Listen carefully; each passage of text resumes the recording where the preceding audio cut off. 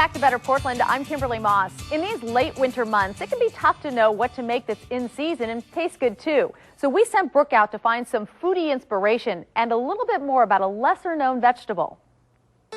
We're at New Seasons talking produce. All right, so you know what an apple and an orange is, but how about a rutabaga? You think you could pick it out of a lineup? Let's talk to shoppers. Can you tell me what a rutabaga is? Not really. I think it's kind of like a turnip. What do you think it tastes like? How do you spell it? Let's see, Rutabaga, R-H-U-T-A-B-E-G-A. One more time. No H, R-U-T-A-B-A-G-A-S. This is Blake VanRoekel. She is the real expert, and she's going to help us out with what a rutabaga is. You deal with a lot of farm fresh produce all the time. Explain briefly what you do. I teach classes, I create art-inspired culinary events, as well as work directly with a lot of farmers in the area. Okay, so tell me, what is a rutabaga? Well, a rutabaga is a cross between a cabbage and a turnip. And one of the ways that you can identify it in the grocery store, it's rooty. I call it a rooty rutabaga. What can you do with them?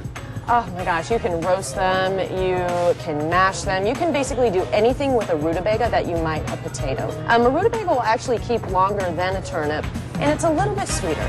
And when are these in season? Generally July through April. They're known as a winter root vegetable. We brought the rutabaga back to Blake's place. Now what are we gonna make with it? We are making roasted rutabaga with apple and pancetta. Sounds good. Is this something that you would have as a side dish? Yes.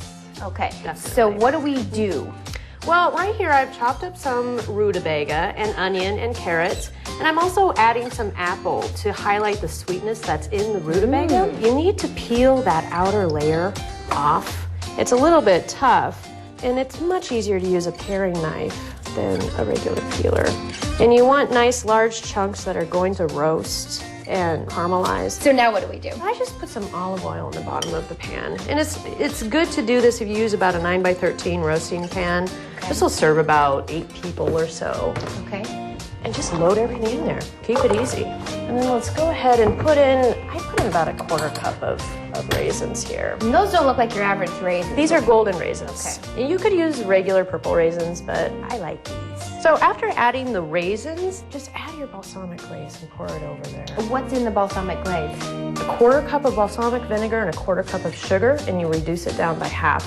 Okay. And that makes just a really thick syrup. Go ahead and mix that around and then put the pancetta on top and just put that in the oven. So here we have the roasted vegetables, and they've been in here for an hour.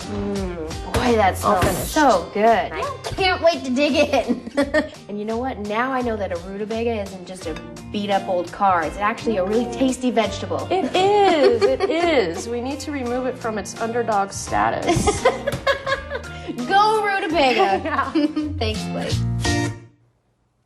Ah, it looks delicious. Thank you, Brooke. For more cooking tips and more food inspiration, you can find Blake online at goodcookin.com.